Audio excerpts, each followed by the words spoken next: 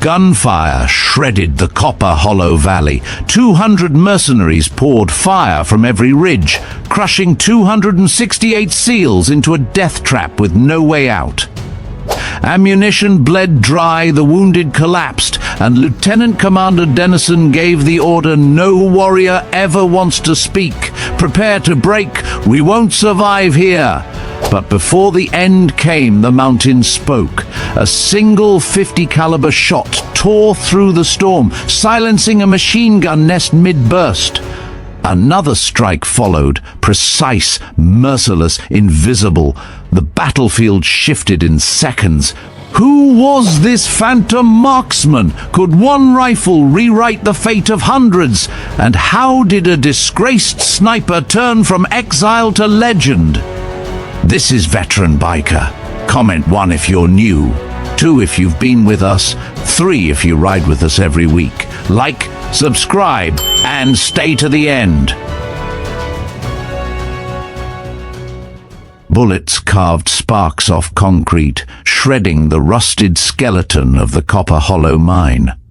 SEAL team elements were scattered across the compound, pressed against fractured walls as machine gun fire laced the yard into a storm of tracers. The mountain air snapped with cordite and the smell of wet granite.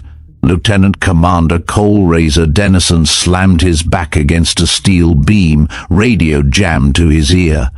Alpha down to 30% ammo, a voice crackled, calm but carrying the weight of men cornered. Another transmission broke in, choked by static. "We've got 2 critical, 1 unconscious. We can't hold this line." Dennison scanned the wrecked yard. Enemy fighters, mercenaries, ex-special forces, even rogue contractors poured disciplined fire from ridgelines and scaffolds above. They weren't random gunmen. Every burst was calculated, every lane of escape sealed with overlapping arcs of suppression. The SEALs were being erased in real time.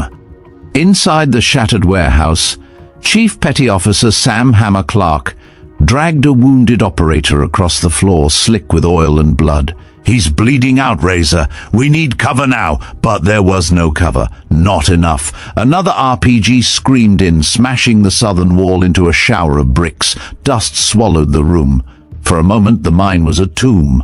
Dennison's voice was flat, stripped of false hope.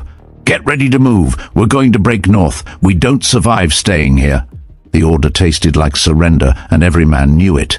Then the ridge erupted. A thunderclap rolled through the valley, a single 50 caliber round traveling almost 2 kilometers before punching clean through the enemy's primary machine gun nest. The weapon detonated in mid-burst, chewing its own crew apart in a haze of shrapnel and fire. For 3 seconds the battlefield froze. "What the hell was that?" someone barked over comms. Dennison's head snapped toward the ridge. No muzzle flash, no silhouette. Just the echo, tumbling down the granite walls like thunder announcing a storm. Whoever had fired did the impossible. Mercenaries scrambled, orders barked in clipped Russian, and accented English ricocheted across the airwaves. Spotters swung optics toward the mountainside, desperate to catch the ghost that had just shifted the balance. Another shot cracked. A sniper tower 50 yards above the yard folded in on itself, 2 shooters tumbling lifeless into the snow. Chaos rippled through the enemy line. SEALs blinked, disbelief on hardened faces. In war, miracles don't come, but something close had just arrived. Clark spat blood and shoved a fresh mag into his rifle. "Razor, somebody out there's on our side." Dennison didn't answer. He was watching muzzle flashes go silent one by one, cut down with surgical precision. Whoever this phantom was, they were rewriting the battle in real time. He seized the opening. All teams prepare to move, use the chaos. On my mark, we push north. In the yard, Petty Officer Ian Fresh Palmer pulled his scope over the ridge. Nothing but whirling snow and jagged stone. Yet rounds kept finding their mark, each one a scalpel strike across the battlefield. He whispered, almost reverent, "That's not luck." The SEALs surged. Alpha Team hauled their wounded into the open, sprinting through sheets of incoming fire that suddenly lacked rhythm. Bravo poured suppressive bursts, carving a corridor toward the equipment yard. Every 10 seconds, another thunderous shot peeled a hostile position off the map, like invisible hands clearing the path. Dennison's chest hammered. He had fought in 7 theaters, but never like this. Trapped, doomed, then pulled back from the edge by a single rifle in the mountains. The enemy reeled. Their commander's voice screamed through comms. "Sniper on the ridge! Find them! Protocol 7! Kill the marksman now!" A ripple of panic shook the mercenary force. Dozens of rifles swung upward, firing blind into the storm, chasing a ghost that refused to show itself. Every muzzle flash only gave away more positions. Every mistake was punished in blood and silence. Clark heaved the last of his team behind a steel loader, chest heaving, sweat freezing to his face. "I don't know who that is," he growled, "but I'll buy them the first round if we live through this." Another crack, this one closer. An enemy RPG crew vanished in an instant, their launcher erupting like a torch dropped into fuel. The blast rocked the yard, shredding 2 more mercenaries. Dennison didn't hesitate. "Now! Go!"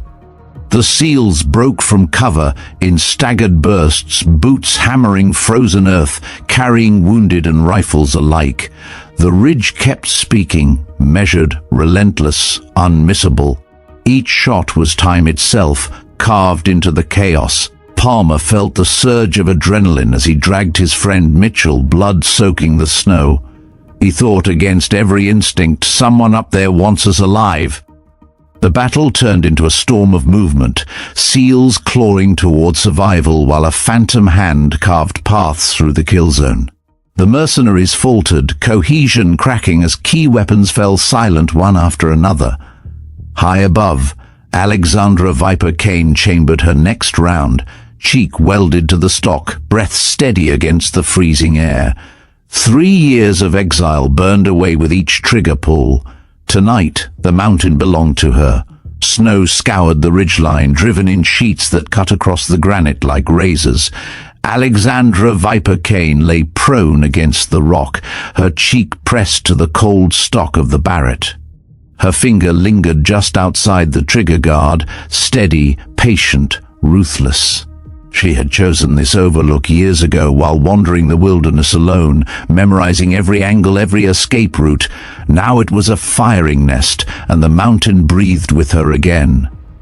3 years she had hidden in these peaks, nursing a scarred reputation, marked as the Marine who had killed the wrong man.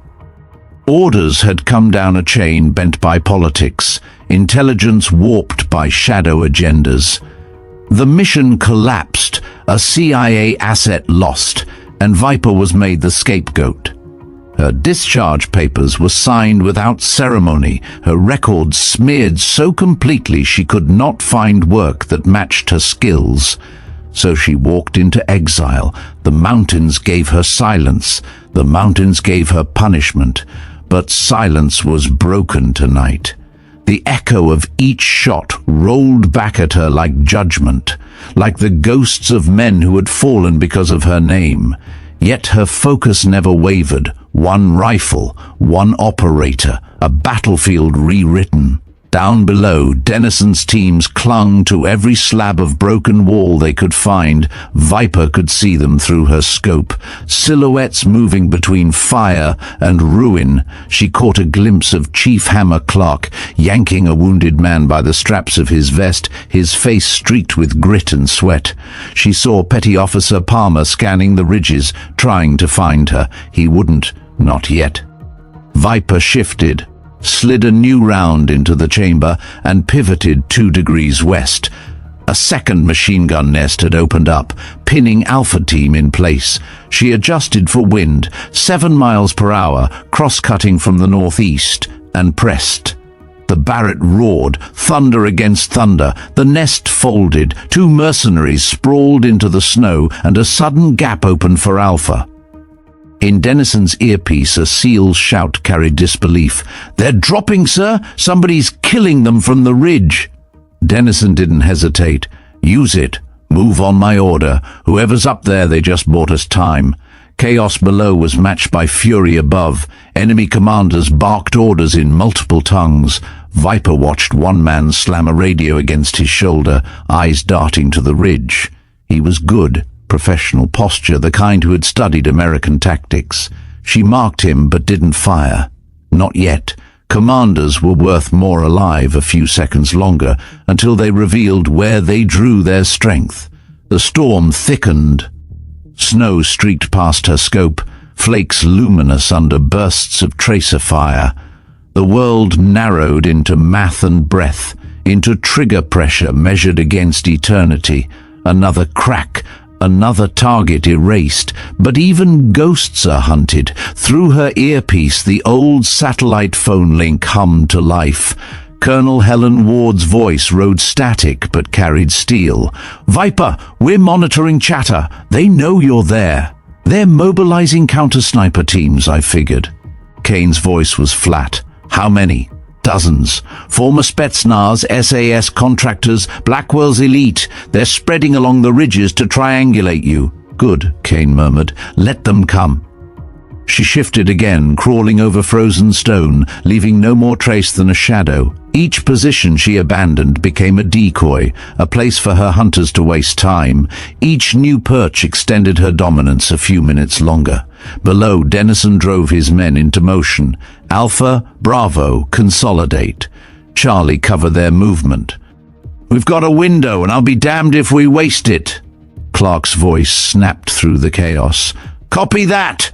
We're moving!" The SEALs surged again. Viper covered them, carving holes in the kill box. An RPG operator raised his launcher. Her round split the weapon apart before he could fire. A sniper on scaffolding leaned to acquire. Her bullet met him at the eye socket, sending him limp into the void. The ridge had become a guillotine, and she was the blade, but ghosts bleed too. A sharp ping cracked inches from her scope, stone splintering in her face. Kane flinched, rolling instinctively. Another shot bit the rock where her head had been. Counter-snipers. They had found her.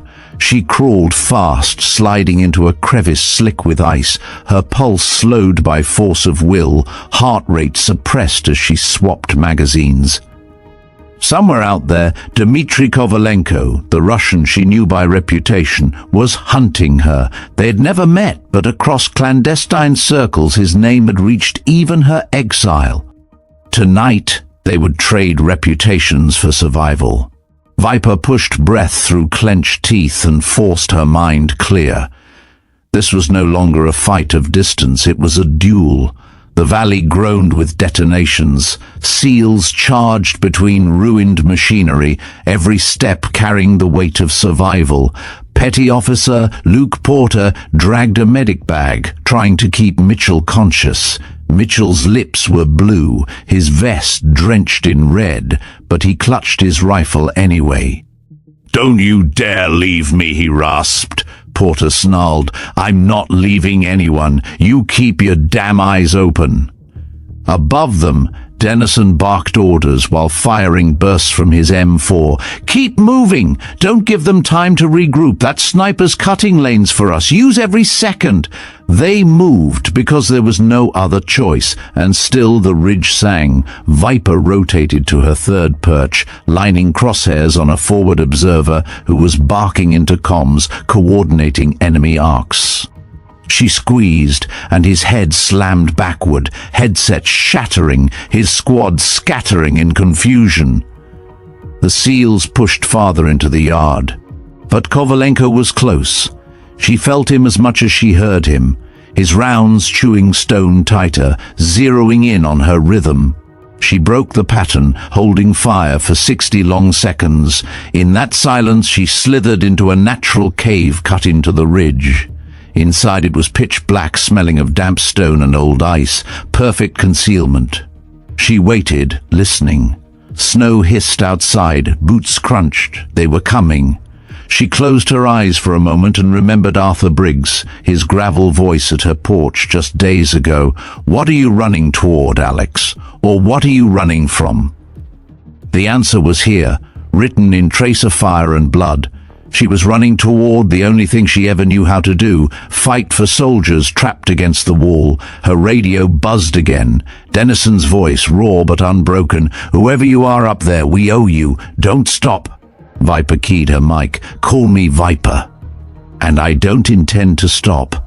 The mountain breathed with her again, and the hunt was only beginning. The Copper Hollow compound had become a furnace of steel and fire. Every wall that could provide cover was chipped to rubble, every pathway crosshatched by overlapping arcs of suppression.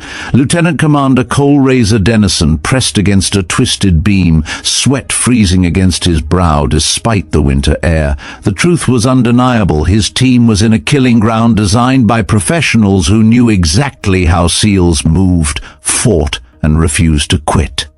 He raised his head an inch above the jagged wall and saw the shape of the trap in full. Enemy marksmen occupied every ridge, every scaffold. Heavy machine guns commanded the north and south approaches, while RPG teams rotated across ruined platforms to deny any breakout. This wasn't improvisation. It was a chessboard set by hands that understood American doctrine intimately. Harrison Blackwell's reputation as a strategist was proving more than rumor. This was his arena, and Dennison's men were the pawns. "Bravo reports 20% ammo left," Chief Sam Hammer Clark called out, voice flat but burning with grit.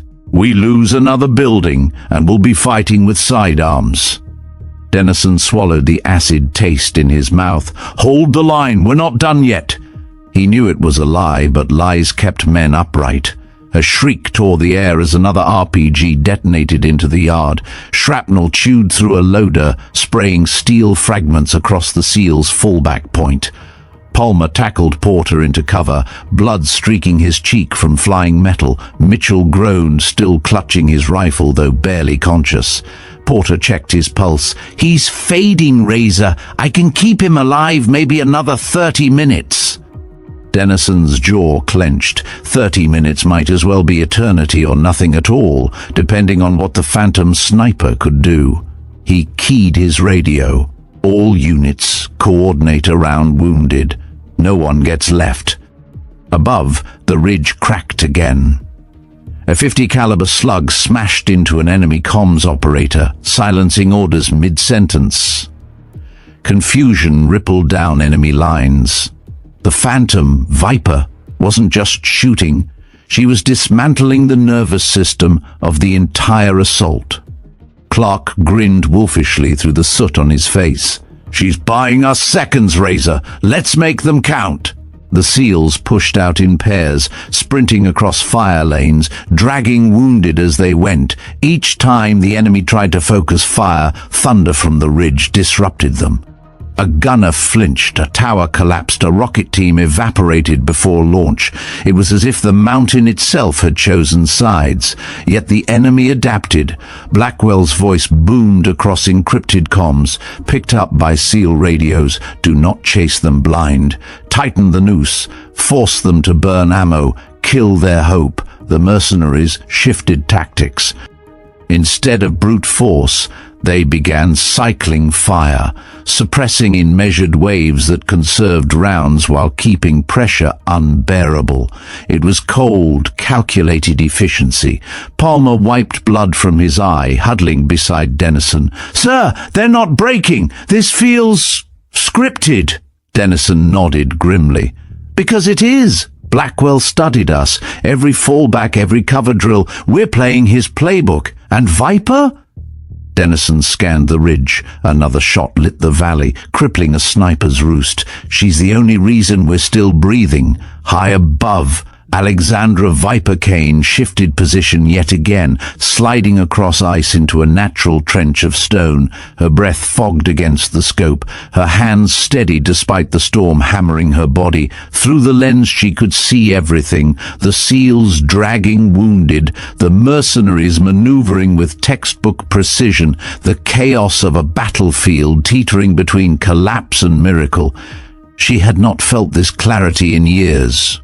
The rhythm of battle sharpened her senses, each detail feeding the next calculation.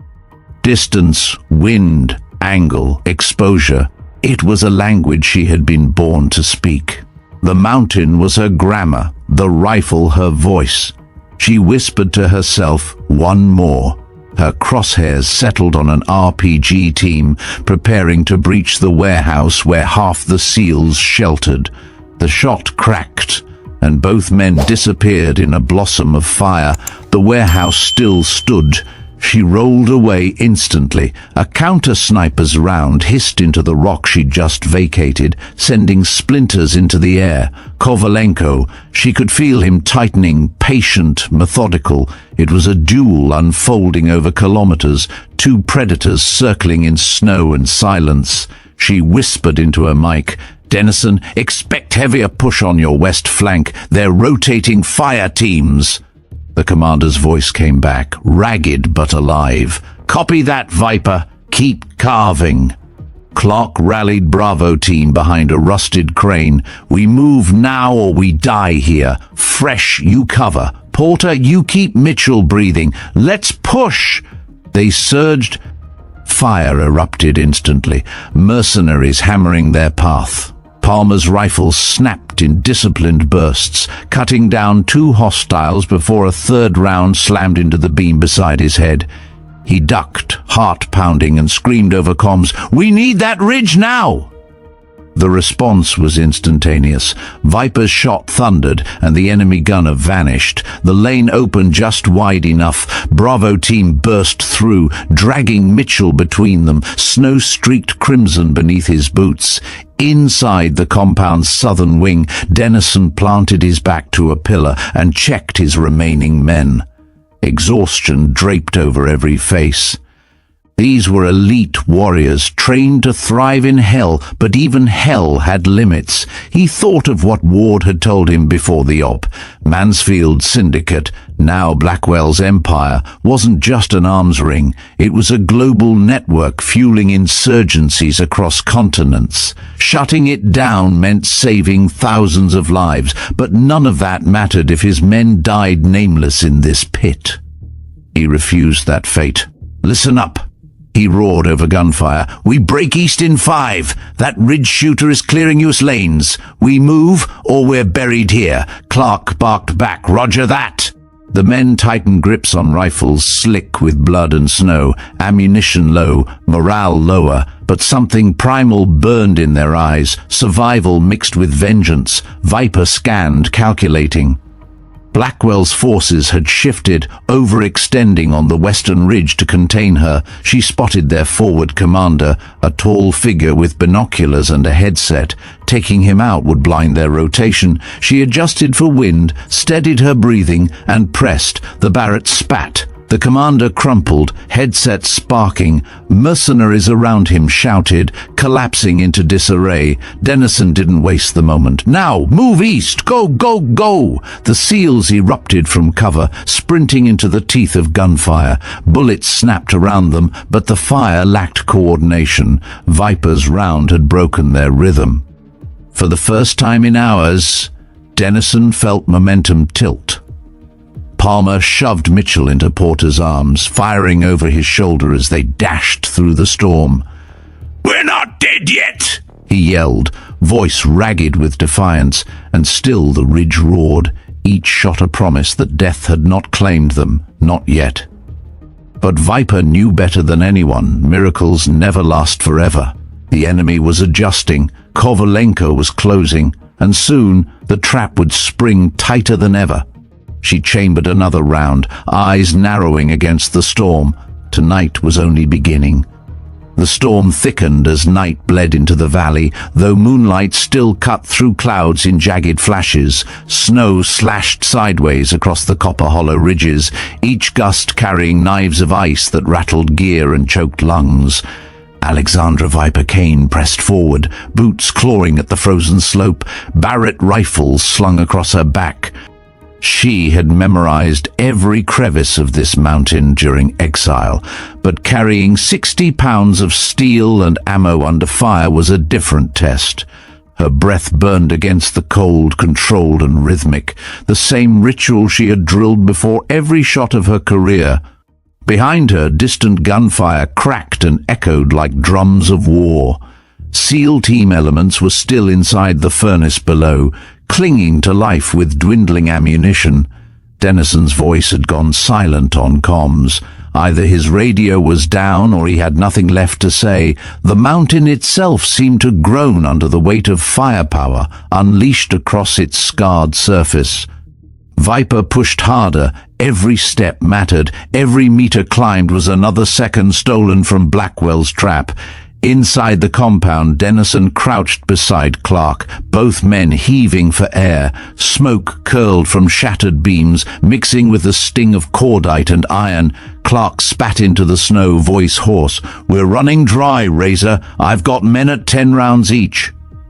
Denison scanned the yard, the bodies, the flicker of muzzle flashes closing in. "We hold for 5 more minutes. Viper's carving holes. We'll use them." Palmer crawled in, face cut from shrapnel, dragging a belt of ammo stripped from a dead mercenary. "This'll buy us a breath, sir. Not much more." Porter was bent over Mitchell, pressing bandages hard enough to keep him conscious. Mitchell's lips moved, whispering something only Porter could hear. He nodded once, eyes burning. None of them were prepared to surrender. Not here, not tonight. On the ridge, Viper dropped into prone position. Through her scope she caught the shimmer of muzzle flashes, mercenaries, shifting to flank the east corridor where Denison's men huddled. Her thumb brushed the wind dial, muscle memory tightening into ritual. She squeezed. The Barrett howled and the lead gunner vanished. She racked the bolt, fired again. Another hostile folded, weapon clattering down the slope. Her earpiece hummed. Ward's voice cut through static. "Viper, satellite feed shows enemy squads moving up behind you. Kovalenko is leading them. You have minutes. I only need seconds," Viper whispered, eyes never leaving her scope. "How many SEALs are still alive?" Ward hesitated. 17, maybe 18. They won't last an hour. Then they don't need an hour, Viper snapped. They need me now. She fired again, cracking open another line of escape. Below, Denison seized the moment. "Bravo, move east! Charlie, cover them!" Clark's squad exploded from cover, guns blazing, sprinting across broken snow. Viper tracked them through glass, carving threats before they appeared. It was a deadly duet, her thunder above, their surge below. For the first time the mercenaries stumbled, cohesion cracking, but Kovalenko closed in. His counter-sniper fire was methodical, patient, chewing into the rocks around her.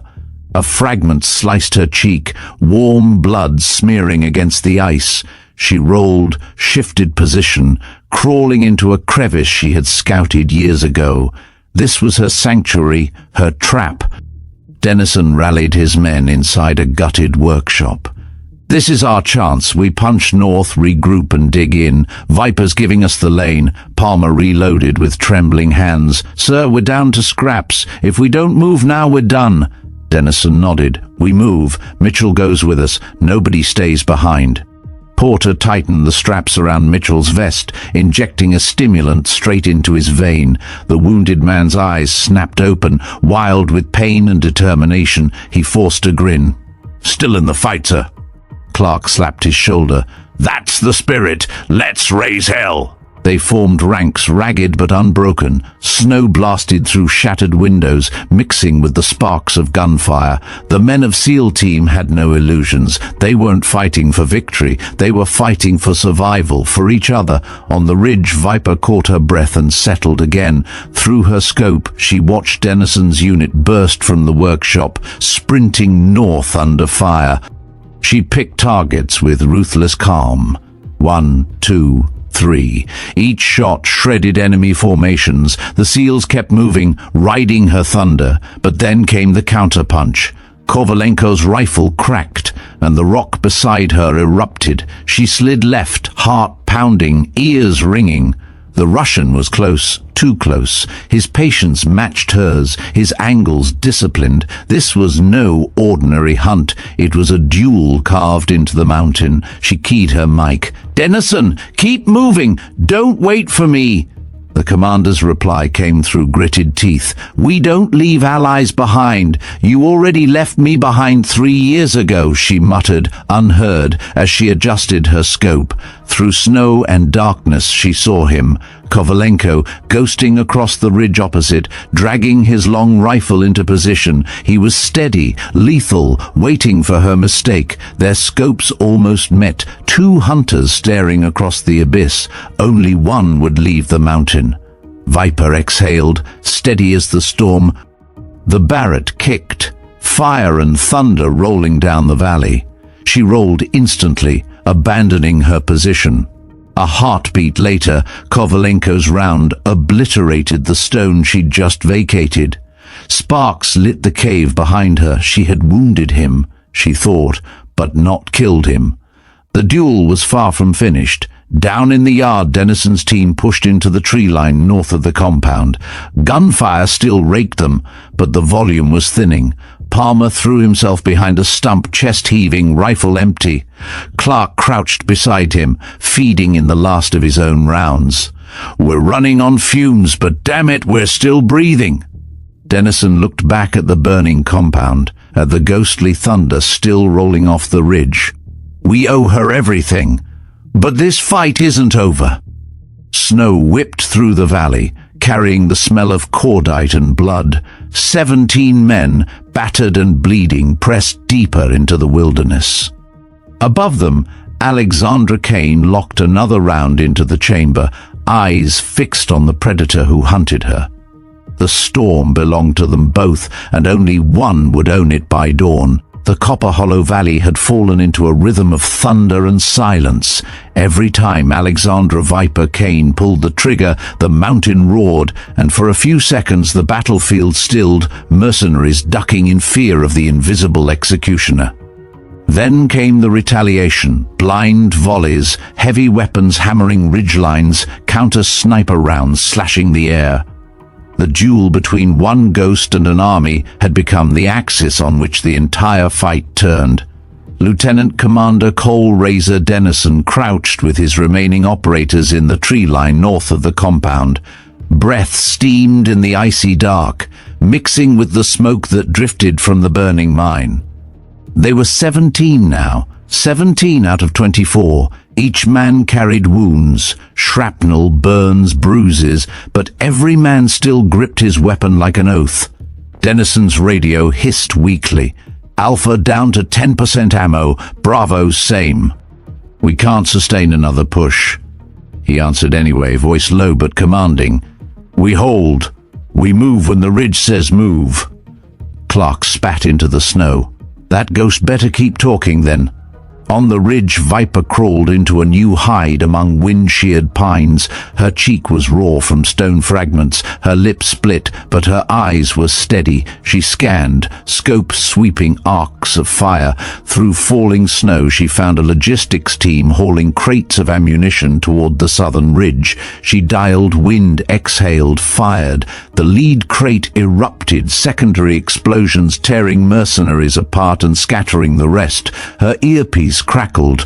Colonel Ward's voice was tense. "Viper, that blast lit up half the valley. They know where you are." "Good," she muttered. "Let them climb." She shifted position again, boots digging into snow, lungs burning with cold. Somewhere behind her, Kovalenko was moving too. She could feel his patience stalking her. It was like hearing a predator breathe in the dark. Dennison seized the moment. "Bravo, shift west. Alpha, cover them." The SEALs burst forward, rifles barking, boots hammering ice. Mercenary fire answered instantly, but it was scattered, unfocused, broken by Viper's thunder. Palmer dragged Mitchell by the harness, Porter pressing bandages against his chest while firing one-handed. The wounded SEAL's face was pale, but his rifle still barked, defiant. Clark threw himself behind a log, firing in bursts. "We're almost through!" Then the ridge screamed again. A mercenary sniper nest dissolved in flame, clearing the corridor ahead. The SEALs pushed harder, sprinting toward higher ground. Blackwell's voice thundered through enemy comms, fury breaking discipline. Kill the sniper! Protocol 7 now! Every asset, every rifle! End her! Mercenaries pivoted like a machine. Whole squads broke off, ascending the ridges in disciplined formation. RPG teams fired blindly into the storm, blasting stone and ice. Spotters swept with thermals. The hunt for Viper had begun, and Kovalenko waited among them. A wolf cloaked in snow, Viper flattened against rock as a rocket smashed into the ledge above her. Fragments rained down, cutting her hands. She rolled, sliding into a narrow chute, ears ringing, lungs filling with dust. She knew the pattern: overwhelming, fire to fix her, then the counter-sniper to finish the job. She crawled deeper into the chute, heart hammering, until she found a slit in the stone. Through it she could see the valley below, seals fighting, mercenaries regrouping, the storm swirling in madness. She steadied her scope, found a target, fired. Another enemy leader fell, another second bought. Her radio buzzed. Denison's voice came ragged. "Viper, you just saved half my team. We're moving uphill. Don't stop." She smiled faintly, blood on her teeth. "I wasn't planning to." The seals clawed up the slope, slipping on ice, firing between steps. Mitchell stumbled, nearly falling, but Palmer and Porter caught him. Clark bellowed, "No one quits, you hear me? Not one damn man quits!" The men roared back, voices hoarse but fierce. Even wounded, even empty, they surged. Denison led them, rifle steady, eyes locked on the ridges where thunder still rolled. But Kovalenko was closer now. Viper felt him in the rhythm of incoming rounds, each one bracketing her tighter. She shifted positions, abandoning the chute for a cave she had scouted months ago. Inside, shadows swallowed her. She set the Barrett across stone, eyes sweeping for the hunter. Snow cleared for a heartbeat and she saw him, silhouette against the opposite ridge, rifle gleaming faint in moonlight. Their scopes aligned. Two predators staring through glass and storm. The duel had found its moment. She exhaled. The Barrett thundered. Kovalenko fired in the same instant. Stone exploded. Silence followed. For a heartbeat, the mountain itself seemed to hold its breath. Then Viper rolled, alive, ears ringing, crawling deeper into the cave. A round had struck. She saw his silhouette stumble, but not enough to end him. The duel was not finished. The storm was only rising. Denison's team reached the crest of the northern ridge, collapsing behind boulders. They were bloodied, broken, but still alive. 17 souls refusing to be erased. The phantom on the ridge had kept them breathing. Denison looked back down the valley, at the burning compound, at the storm lit by thunder not of weather but of war. He whispered, more prayer than command, "Hold, Viper. Just hold." And high above, Alexandra Kane chambered another round, blood freezing on her cheek, eyes locked on the snow where a Russian ghost bled, but still hunted. The mountain had become their crucible, and dawn was still far away. Snow whipped sideways across Copper Hollow, veiling the battlefield in white chaos.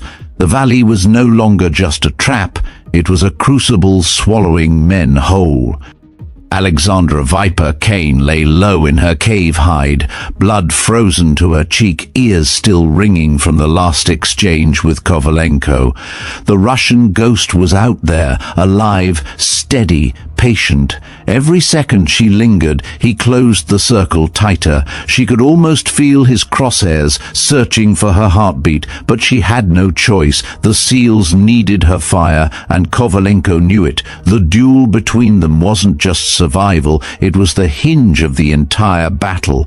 Down below, Denison's men pressed their backs to icy boulders on the northern ridge. 17 men, ragged, bleeding but breathing.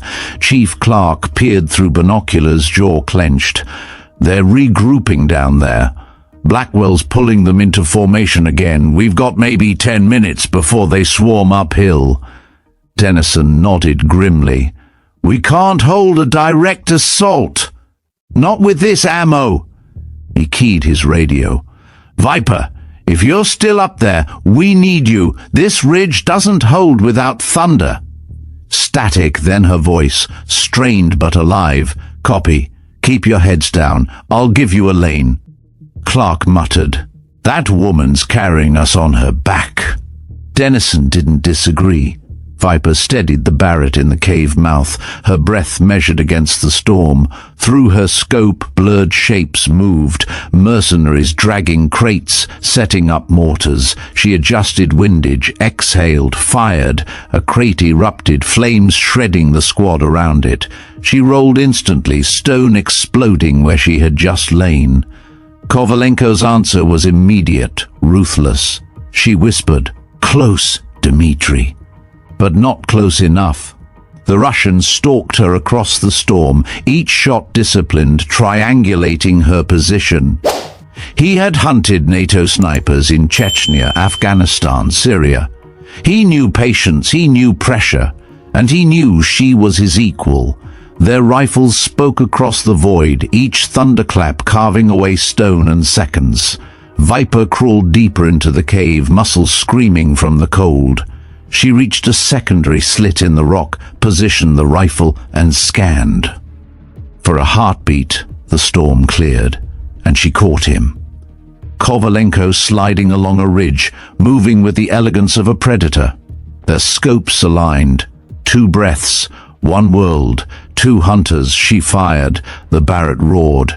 Kovalenko fired in the same instant. Her shot punched his shoulder, spinning him sideways. His round blasted into the rock beside her, shrapnel carving into her arm. Both predators bled, but neither fell. Dennison's men surged on the opening. Clark led Bravo forward, rifles spitting. Palmer dragged Mitchell while Porter covered with single-handed bursts. The SEALs knew the duel above bought them seconds, and they used every one. They stormed a secondary position, seizing weapons from dead mercenaries. For the first time they gained ground. Clark barked into comms, "We're in! We've got extra mags, RPGs too. Razor, we've got teeth again!" Dennison's relief was tempered. "Hold it! They'll counter hard. Viper's still in the fight. Don't waste her cover." Viper pressed a rag to her bleeding arm, teeth gritted. Pain sharpened her focus rather than dulled it. She chambered another round and scanned again. Kovalenko was gone from sight, but she felt him. He was circling, forcing her to shift. She whispered into comms, "Dennison, expect a push from the west. He's trying to fix me. Use the gap." Dennison snapped orders, repositioning his battered squad. SEALs moved like phantoms through snow, their discipline holding even as exhaustion clawed at them. They had fought too long to quit now. Blackwell stood among his mercenaries below, fury barely leashed. "End them!" he roared into his radio.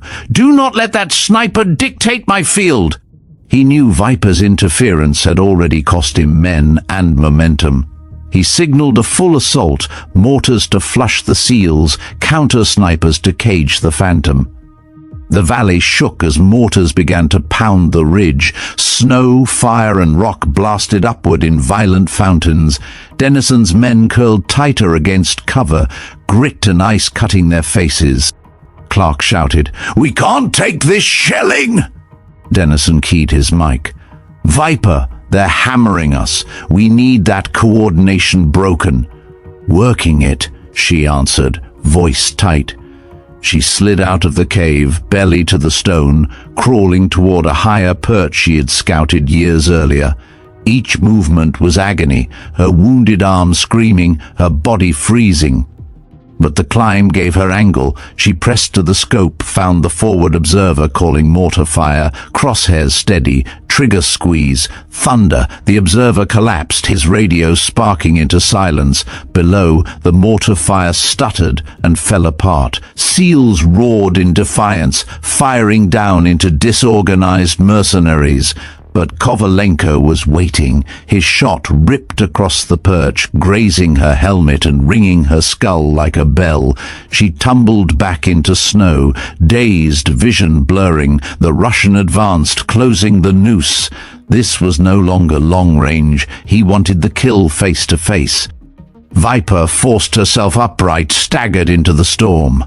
Her Barrett was too heavy for close quarters. She drew her sidearm, a battered M9, and pressed her back against stone. Snow swallowed the world into silence. A shadow moved. She raised the pistol. A shot cracked, not hers. Stone erupted near her head. Kovalenko's silhouette loomed through snow, rifle raised. He had tracked her even here. She fired 3 times, rounds sparking off stone. He ducked, answering with his own thunder. The duel had collapsed into brutal, desperate proximity. Meanwhile, Denison's men launched their own counter. Using captured RPGs, they blasted mercenary positions, driving Blackwell's squads into retreat. Palmer shouted with exhilaration, "We're turning them! We're actually turning them!" Denison kept his voice even. "Don't celebrate yet! We've got to hold until extraction, and that ridge fight isn't over." Viper and Kovalenko circled each other among the rocks, Storm howling like a chorus. He barked something in Russian, taunt or respect she couldn't tell. She answered with silence, eyes locked, pistol steady. It ended in a heartbeat. He lunged into view, rifle swinging. She fired, he fired. The world split in thunder. Kovalenko staggered, blood bursting from his chest. His rounds smashed into stone inches from her head. He collapsed into the snow, lifeless at last. Viper stood shaking, pistol empty, Barrett hanging heavy across her back. She keyed her mic, voice ragged. Counter-sniper neutralized. "You're clear, for now." Denison's reply came with raw gratitude. "Copy that, Viper. You just gave us a chance." She dropped to her knees, sucking cold air, staring down at the burning valley. The duel was over, but the war in Copper Hollow was far from finished. Blackwell still commanded hundreds, and the SEALs were still trapped. But for the first time, Alexandra Kane felt it. Momentum. The mountain was bleeding for them, not against them. And dawn, though distant, no longer felt impossible. The storm raged without mercy. But Alexandra Viper Kane no longer felt the bite of snow. She crouched in the lee of a granite outcropping, breath ragged, pistol empty, Barrett heavy across her back. Kovalenko's body lay broken in the snow behind her, a shadow erased. The duel was over. Yet victory carried no warmth, only the cold knowledge that hundreds of mercenaries still swarmed the valley below, and Harrison Blackwell still commanded with fury. Viper slung the Barrett forward again, fingers stiff with blood and frost, and checked her remaining rounds. 23, enough to shift a battle, not enough to finish it. She wiped blood from her cheek and keyed her mic. "Denison, counter-sniper is down, your lane is clear, but they're not breaking. Blackwell's tightening the noose." Denison's reply came ragged but firm. "Copy that. We've regrouped at the tree line. We're holding, but ammo is almost gone. If we don't break out in the next 30 minutes, we won't have the fire to fight." Viper glanced down at the valley where the mercenary lines glowed with muzzle flashes, coordinated arcs of death. She exhaled, steadying herself. "Then we buy 30 minutes, Commander. Nothing less." Lieutenant Commander Cole Razor Denison lowered the radio and scanned his men. 17 operators, battered shadows of the force that had entered Copper Hollow. Clark crouched beside him, rifle balanced across his knees, eyes hard. Porter knelt over Mitchell, whose stimulant-driven fire had slowed to labored breaths. Palmer wiped soot and snow from his face, eyes burning with defiance. They were outnumbered 10-1, running on fumes, but still alive. "All right, listen up," Denison growled, his voice cutting through the storm. "We don't sit here and wait to die. Viper's cleared us a lane. We move north and carve out an extraction point. Hold your ammo. Every shot counts. Nobody gets left behind." Clark smirked, teeth bared against cold and fear. "About damn time. Let's give them hell." The SEALs shifted. Weapons checked. Magazines slammed home with ritual finality. The men knew what Denison knew. This was either a breakout or a grave. Blackwell's command post burned with light and fury at the southern ridge. His officers circled, radios barking in a dozen accents. Reports of Kovalenko's death had spread like poison. The Russian ghost, his ace sniper, gone. Blackwell slammed a fist into the table, scattering maps. "I want her head, triple the bounty. Every rifle finds her or dies trying." He leaned toward his strategist, eyes cold. "Lock down the valley. Push every squad uphill. They think they can run? Break them before dawn." The mercenary army surged, a tide of steel and fire climbing the ridges. Mortars coughed, RPGs streaked upward, and disciplined fire closed in from three sides. The whiteout storm lit with explosions, snow glowing orange under fire. To the SEALs, it looked like the mountain itself was tearing apart. "Contact front!" Palmer shouted, firing bursts until his rifle clicked empty. He slammed in his last mag, face grim. "That's all I've got!" Clark barked. "Make it count!" His saw thundered, brass scattering across snow, holding back the first wave. Beside him, Dennison fired with controlled bursts, voice calm despite the chaos. "Hold your sectors! Stay tight!" Mitchell groaned, half-conscious, rifle slipping from his grip. Porter dragged him behind a rock, injecting another stimulant. "Stay with me, brother! Just a little longer!" Above, Viper braced on her ridge perch, scope sweeping the chaos. She picked off advancing squads with methodical fury. One by one, enemy fire teams fell, momentum stalling under her thunder. She shifted constantly, never firing twice from the same place, vanishing into the storm like the phantom she was. Every shot extended the SEALs' lives by seconds. But seconds were running thin. Ward's voice cut in over comms. "Viper, satellites show reinforcements inbound. Trucks, technicals, another 60 fighters. You need to exfil now." "Negative," Kane answered coldly. "SEALs go first. I'll cover until they're clear. Alexandra—" "Do not call me that," she snapped. "Not tonight." Dennison saw the opening. Viper's precision had carved a fracture in the enemy line. "Clark, take Bravo and punch through west. Palmer with me, drag Mitchell. We move now." The SEALs erupted, charging uphill through gunfire. Snow kicked under boots, tracers slicing inches from their bodies. Palmer grunted, hauling Mitchell with raw strength. Clark bellowed, "Cover fire! Keep moving!"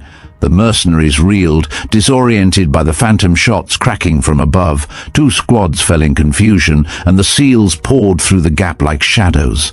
Viper rolled to another perch, sighting the heavy machine gun that was raking Clark's men. She fired. The gunner vanished. She rolled again, chambered, fired at a second crew. Another thunderclap, another gap. Her rifle was the heartbeat of survival, but her magazine ran dry. She reloaded with shaking hands, frostbitten fingers numb. 20 rounds left," she whispered, almost a prayer.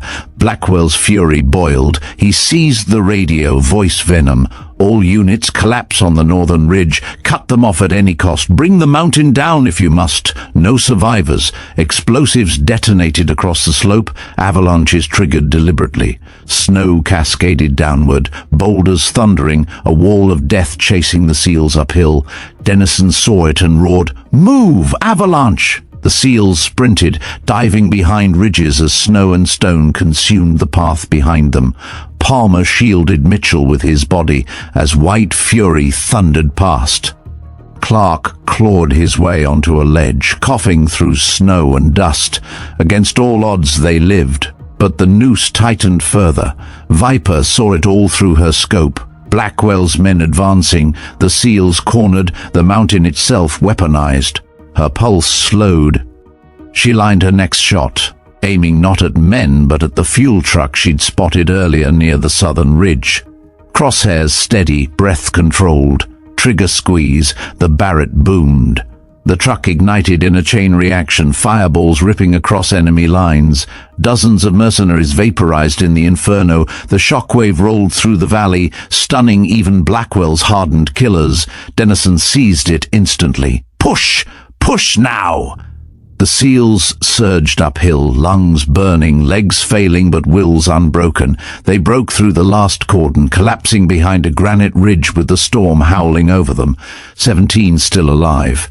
Blackwell watched the explosion from his post, fury mixing with fear. He had underestimated her. One sniper, one ghost had undone his perfect trap. But he still had numbers, and dawn was coming. "Press them," he snarled. "This isn't over. Not until every one of them is ash." Viper slumped against the stone, Barrett across her lap, breath steaming in the icy dark. She keyed her mic, voice faint but defiant. "Dennison, you've got a path. Don't waste it," Dennison answered, steady despite exhaustion. "We won't, but we're not leaving you behind." She smiled, bitter and proud, staring into the storm.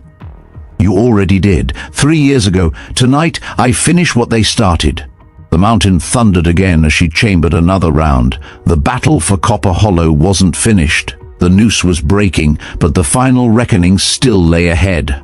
The storm broke only to reveal another storm, fire. Flames licked skyward from the southern ridge, painting the blizzard with hues of orange and black. Alexandra Viper Kane crouched low behind a jagged boulder, Barrett pressed against her shoulder, eyes red from smoke and snow. Her chest heaved as she reloaded, magazine clipped in with a practiced snap. She had 20 rounds left. 20 chances to keep 17 men alive, 20 lifelines to pull the SEALs out of Copper Hollow. Below, Dennison's team pressed higher into the northern ridges. Their breaths came ragged, clouds steaming in the frigid air, boots crunching over snow soaked with blood. Each man carried wounds, each step an act of defiance. Chief Clark led the column, rifle clutched tight, eyes scanning every shadow. Porter hauled Mitchell with the help of Palmer, the wounded operator barely conscious but still whispering through cracked lips, "Don't leave me. I can still fight." Dennison brought up the rear, firing bursts into the darkness to keep pursuing mercenaries at bay. He keyed his radio. "Viper, talk to me. Where's our opening?" Static swallowed her for a moment before her voice cut through, harsh but steady. "They're pressing from the east. I'll clear it. Keep pushing north." Blackwell watched from the remnants of his southern command post, fury boiling under his calm exterior. The fireball from the destroyed fuel truck had cost him men, weapons, and momentum. His trap had fractured, his forces scattered, but he still had numbers, far more than Dennison's ragged survivors. He leaned over the tactical map spread across a metal crate, jabbing a finger at the northern ridges. "Collapse on them here. Force them into the rocks. They'll have no extraction, no cover, no hope." One of his lieutenants hesitated. "Sir, the sniper!" Blackwell's glare froze him. "Then kill her. I don't care what it costs. Without her, they fall." The mercenary army adjusted, squads flowing like water toward the northern ridges. Mortars pounded, RPGs streaked overhead, and disciplined bursts tore into the snow-laden trees. The SEALs hugged the ground, snow exploding inches from their faces. Clark bellowed over the chaos, "We're boxed in! Razor, we're boxed in tight!" Dennison pressed his radio again. Viper, now would be a damn good time. High above, Viper exhaled, her scope locked on a squad of mortarmen setting up behind a ridge. She squeezed, the Barrett thundered, and the entire team collapsed, shells scattering uselessly. She shifted, found another group advancing with heavy machine guns. Thunder, the lead gunner fell, thunder again. His partner tumbled, the ridge sang with her fury. The SEALs used the opening. Clark surged forward, men sprinting through the smoke. Palmer half-carried Mitchell, gritting his teeth against exhaustion. Porter fired bursts behind them, every shot measured, every shot necessary. But Blackwell was not idle. He raised his radio and barked, "Bring up the reserves, now!" Engines roared in the distance.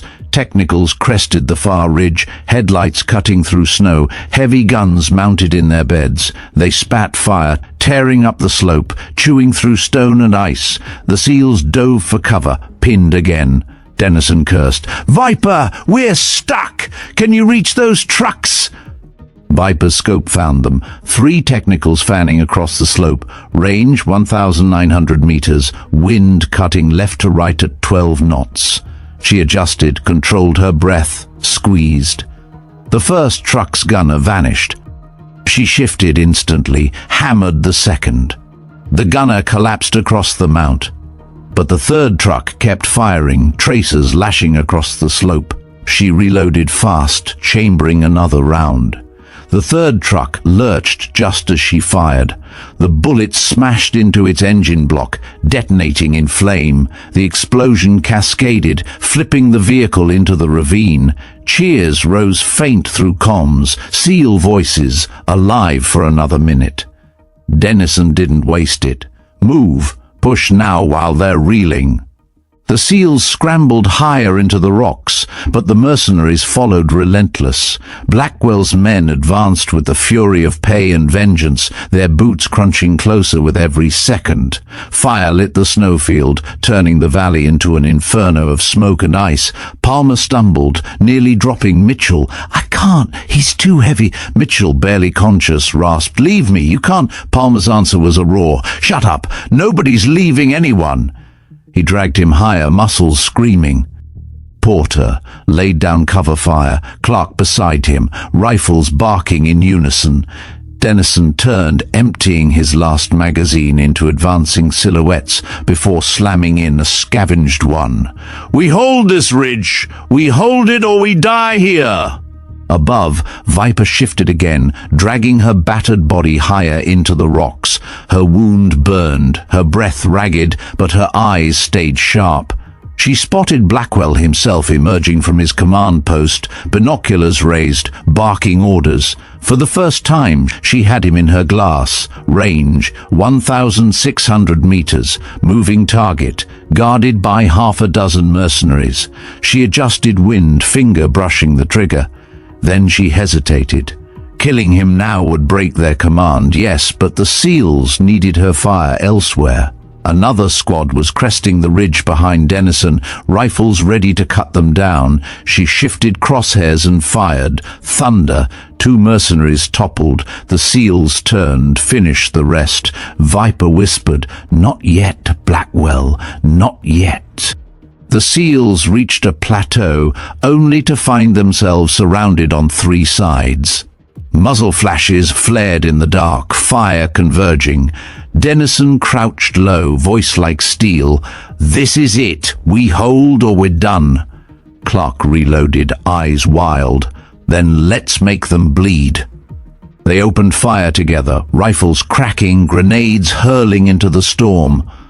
The plateau became a furnace of steel, bodies falling on both sides. SEALs fired until rifles clicked empty, then scavenged from the fallen. The mercenaries pressed harder, step by step.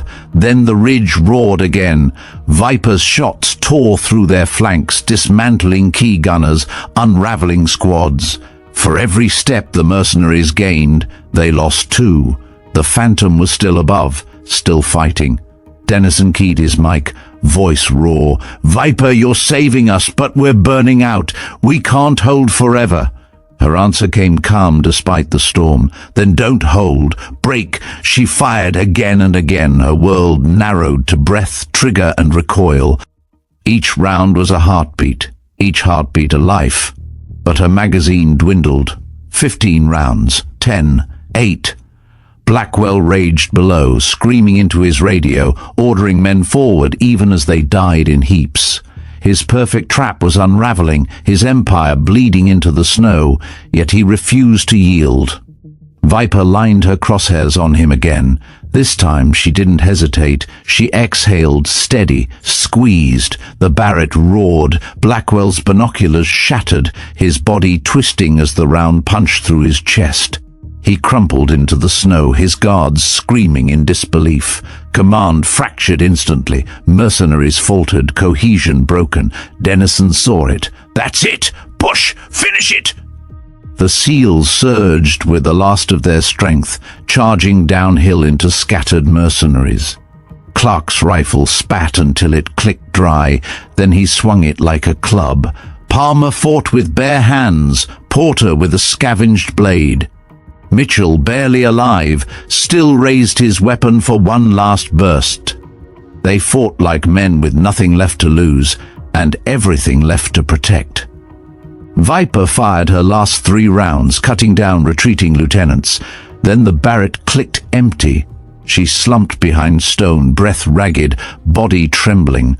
It was done.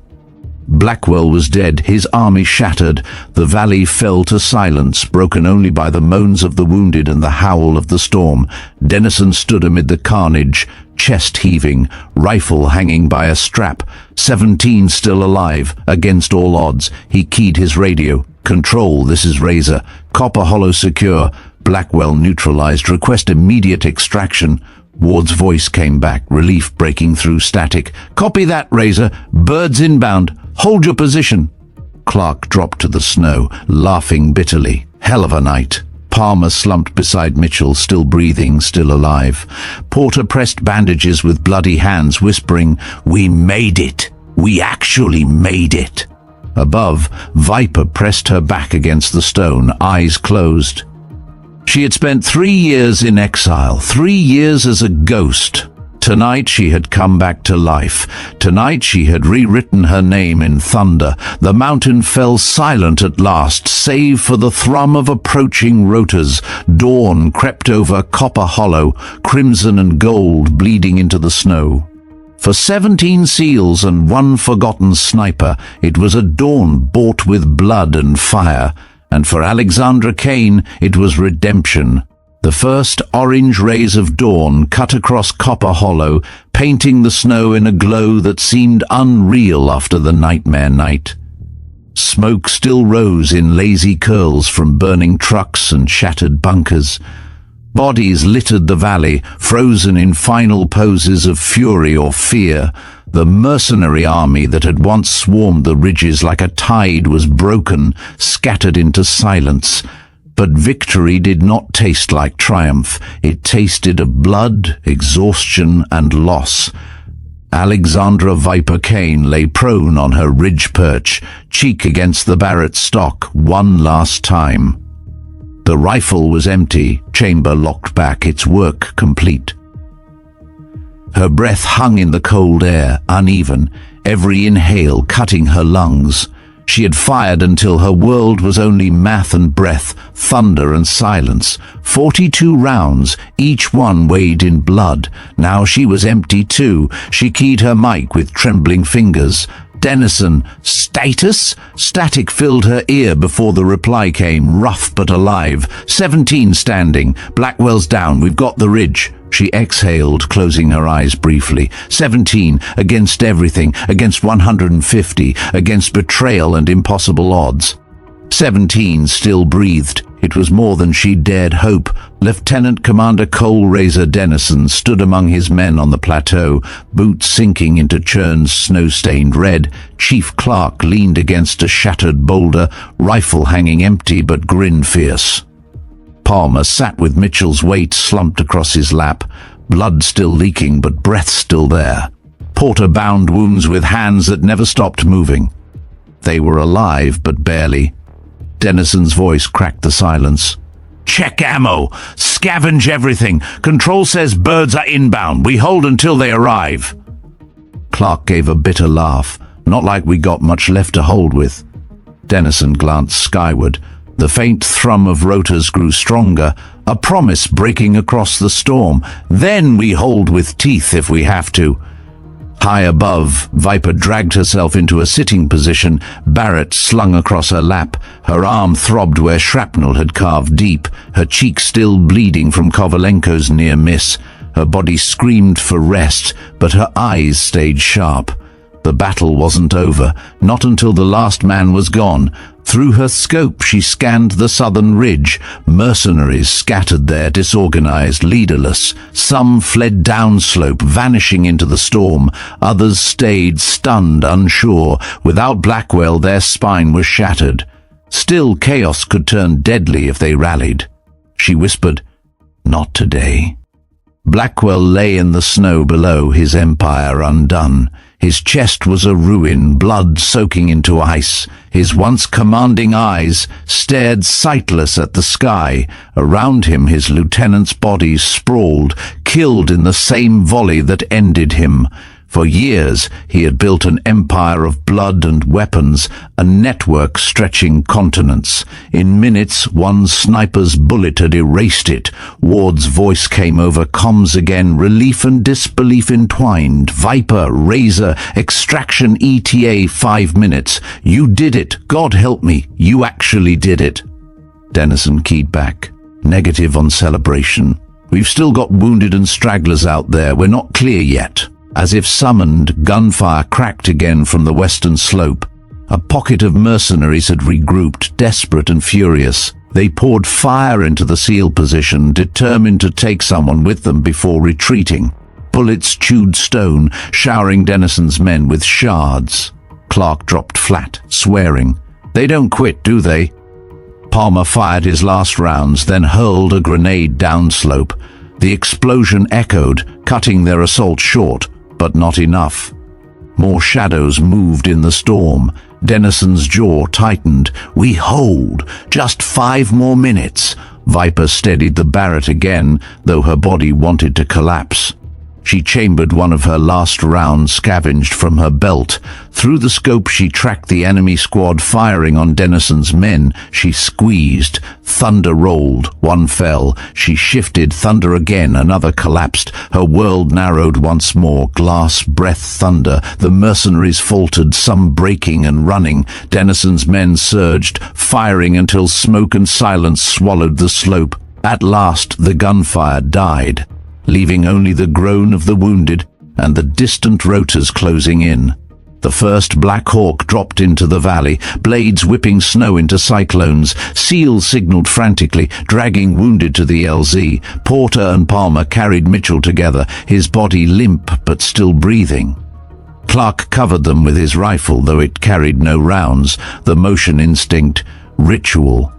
Dennison guided them, eyes scanning, every muscle taut until the bird touched down. Load the wounded first, Dennison barked. Mitchell, Campbell, Rodriguez. Clark cut him off. Rodriguez didn't make it. Dennison's voice caught, but he pressed on. Then Mitchell, get him inside now. The SEALs heaved their brother aboard, medics rushing to work as soon as boots hit the deck. Mitchell's chest rose faintly, a miracle after all. The second bird descended for the rest, rotors chopping the storm into ribbons. Dennison signaled his men forward, one hand still on his rifle. He looked toward the ridge, toward the phantom who had given them this chance. Viper, get down here, he shouted into the mic. Birds waiting. Her voice came back low, not yet. You go first. Dennison snapped. No, you saved us all. You're coming with us. That's an order. She almost laughed, bitter and weary. You don't give me orders anymore, Commander. But I'll think about it. Viper stayed on the ridge as the SEALs loaded, eyes still scanning through her scope. She caught glimpses of broken mercenaries dragging themselves downslope, fleeing into the wilderness. She let them go. She wasn't here to kill for vengeance. She was here to save, and she had. Only when the last SEAL was aboard did she sling the Barrett and start her descent. Each step down the ridge was agony, her legs stiff, her body near collapse. She stumbled, caught herself, kept moving. By the time she reached the LZ, Dennison stood waiting at the ramp of the second bird. He extended a hand. Gunny, you coming? For a moment the years of exile weighed heavy. 3 years of silence, of shame, of living as a ghost. Here was her chance to end it, to return, to belong again. She looked at Dennison's hand, then at his men, 17 faces worn and wounded, but alive, because of her. She took his hand. The Black Hawk lifted, snow swirling in its downdraft. Viper sat against the wall, Barrett across her knees, eyes half closed. Clark sat across from her, grinning through blood. Don't know who the hell you are, lady, but I owe you more than a beer. You saved my ass 10 times tonight. Porter leaned forward, nodding. You saved all of us. Dennison met her eyes, voice quiet. "You're Viper, aren't you? The ghost of Firebase Lima." She didn't answer, just looked away, but the flicker of recognition in her eyes told him everything.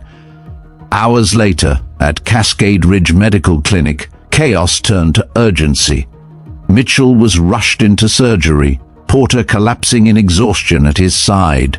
Clark finally allowed himself to sit, boots unlaced, rifle set down for the first time in hours. Dennison debriefed with Ward, voices low, faces grim. The operation had turned from a mission into survival, from survival into revelation, and Alexandra Kane sat alone on the porch outside, snow melting on her skin. She stared at the mountains, the peaks she had called prison and sanctuary. The storm had cleared, leaving the world sharp and bright. For the first time in 3 years, she wasn't hiding, she wasn't running, she was alive, and she had purpose again. Ward stepped onto the porch, coat pulled tight against the cold. She looked at Kane with eyes that carried both command and respect. "Your work tonight changed everything. You saved 17 SEALs and uncovered enough intel to cripple a global arms network. The Pentagon will want to bury some of it, but I won't let them bury you. We want you back, Alex. A joint task force is forming, people who fight in the shadows who need skills like yours." Viper's gaze stayed on the mountains. "And if I say no?"